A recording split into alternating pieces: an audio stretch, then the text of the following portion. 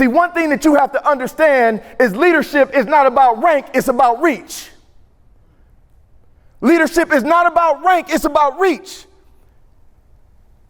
It's not about pursuing your title. It's about your touch, your impact. How are you making a difference in the lives of the people around you?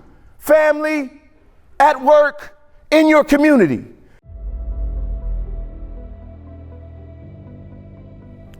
Now, before I bring up our first speaker, I wanted to share a quick story with you. One of the reasons why I have this awesome relationship with Coach Ryan Day is because for the last 9 years, I've been one of the lead team chaplains for the Buckeyes, for the Buckeye football team. We meet every Friday and Sunday for about 20 to 25 minutes, and we dive into the Word, we dive into faith, we grow these guys spiritually first. Now, we are in the church, and I'm not going to preach to you. I'll say that for Pastor Joel later. But just understand that you cannot do life alone. You cannot do life alone. And so because of that relationship, he trusts me, right? Just like Urban Meyer trusted me, and just like Coach Tressel trusted me before that. But for 9 years, I go in, nice suit, go in 20 minutes, and then I go on my way. That's my responsibility. It's the honor and it's the position that I esteem most. And it's the one that I hold the highest over anything I've ever done, because I get an opportunity to work on the afterlife with the guys who are in their life right now performing at a really, really high level. It's awesome. It's an amazing responsibility. And because of that, I've developed relationships with multiple guys, right? You name the who's who in the NFL right now, those guys are just a text message away. They're a direct message away. They're a social media message away from working with them and talking to them. Guys reach out to me all the time just for advice, for prayer, for wisdom, for encouragement. And I love that. I love to be able to do that because I never wanted to be the guy that just offered some valuable football skills to these guys that are doing it on a high level. And so this one particular individual, awesome relationship with the young man, about 4 years ago, he was doing all types of breaking all types of records for The Ohio State University, breaking all types of records, and just changing the narrative, changing the game. And went on to get drafted in the first round, which was awesome. And it was late April, and I happened to be at Polaris Mall. And I drove up to Polaris Mall, and I had two passengers who are sometimes the worst passengers in the world. At the time, it was my 10-year-old son, who's now 14, and my daughter, who was 8, and she's now 12. Well, I was dropping my daughter off at this place at Polaris Mall with this stretch pink limousine in front of it called Sweet and Sassy's. It's the worst creation ever in the world. Amen. And the thing about Sweet and Sassy's that I don't really like is the fact that as soon as you walk in, your whole body is covered in glitter, right? Just instantly. As soon as you walk in the door, it's just glitter. I walked in, it was glitter. My nails were painted. I walked out, I had hair. It was crazy. It was nuts. How is this possible? Well, I decided that I was never going to do that again. So this particular time that I was at Sweet and Sassy's, that was the first time my daughter talked me into going, but this particular time it was going to a birthday party. So I quickly opened the door, escorted her in. I yelled to the mom that was throwing the birthday party, hey, by the way, I have your phone number, I have your email address, just give me your social security number, your birthday, and you can have her to go, because I'm not going in this store past this doorway. It's not happening to me again. So my daughter, went on in, I followed all the parenting protocols. I get back in the car and I'm on my way to turn out of the parking lot, and my son taps me on the arm. Dad, it's not fair. It's just not fair. Well, why is it not fair, son? Because she gets to go to a party and I don't. What does that birthday party have to do with you? I promise you, son, you don't want to go on a Sweet and Sassy's. He said, it's not about that, Dad. I think I should get a pair of sneakers. Where's the negotiation come from? I don't know. Apparently a pair of $200 sneakers, because he wore a size 10 at the time, which is a man's shoe, so I got to pay the same amount that I pay for my shoes. And I said, no, we're not going shoe shopping. And he said, well, Dad, come on, man. Like, well, it's just not fair. Can we just walk around? And you know what that means. We're going to end up walking to the shoe store. So I was negotiating with my 10-year-old son. And next thing I know, I find myself parking. So I park. And I said, all right, man, we can go walk around. But if somebody's getting some shoes, it's going to be me. All right, Dad, that's not fair. I said, that's strike number 2. That's 2 times in life you learn that life's not fair. And then he said, well, if I get some shoes, then I can resell them, Dad. I said, you're absolutely right. I said, guess what? If I buy some shoes, you can resell mine as well. And so he was like, well, it's just not fair. So I was like, let's just go in the mall. So we're kind of getting our things together. And then all of a sudden, I see this all black Range Rover coming like in my side mirror and in my rear view mirror, all black Range Rover. So the all black Range Rover comes, all black tint, all black 22-inch rims. It pulls up, it double parks in 2 parking spaces. I'm like, yeah, that got to be a black dude right there for sure. It has to be. It has to be. Only somebody that smooth would do something like that because I did it when I was in the NFL.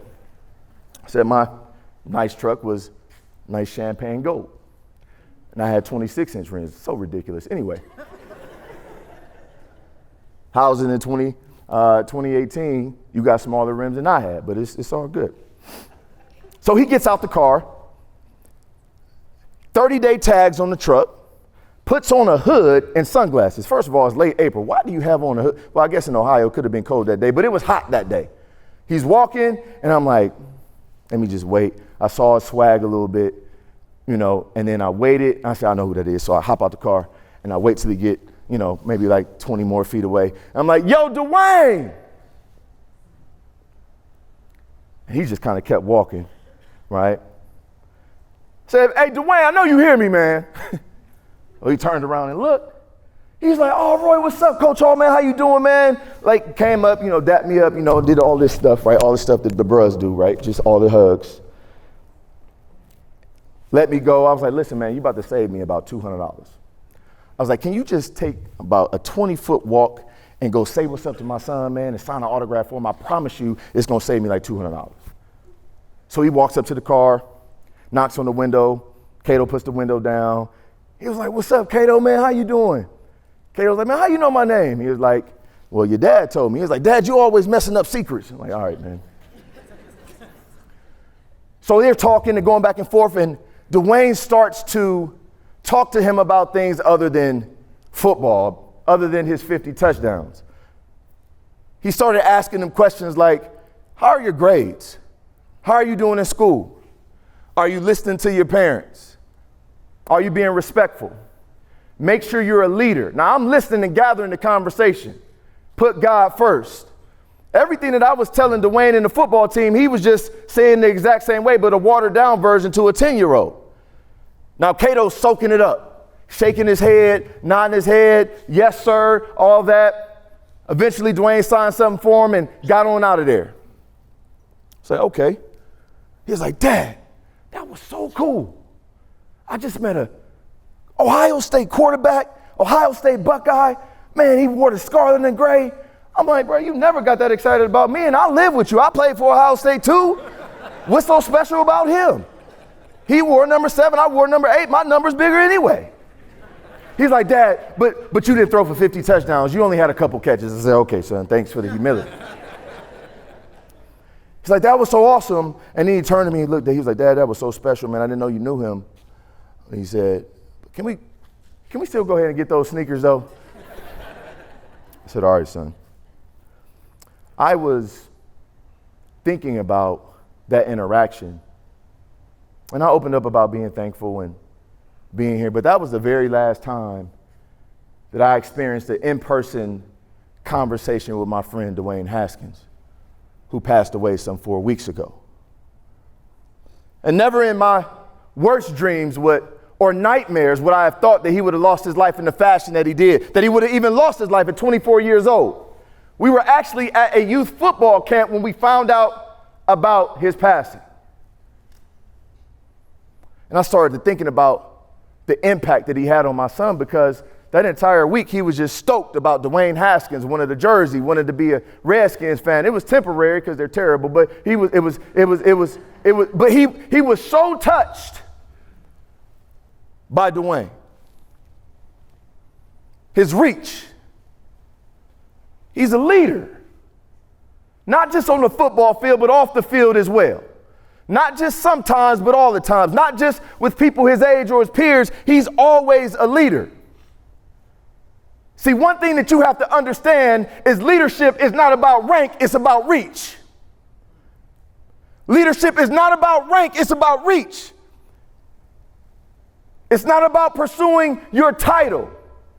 It's about your touch, your impact. How are you making a difference in the lives of the people around you? Family, at work, in your community. Leadership is not about rank, it is about reach. Are you making the people around you better?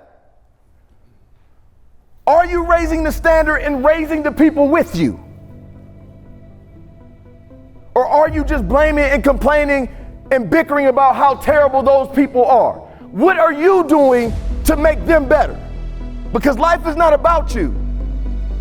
If a first round draft pick with $20 million in the bank who's walking to purchase something for his mother pivots and walks backwards to touch a 10-year-old, you telling me that as an adult, as a professional, as a grown-up, as an influencer, as a leader, you can't be going and pursuing your goals and dreams and realize that you need to take a step back and go back the other way, and all the people that you overlooked, all the people that you left behind, you now have wisdom, you now have insight, you now have acumen and expertise where you can pull them with you and take you to where you were going.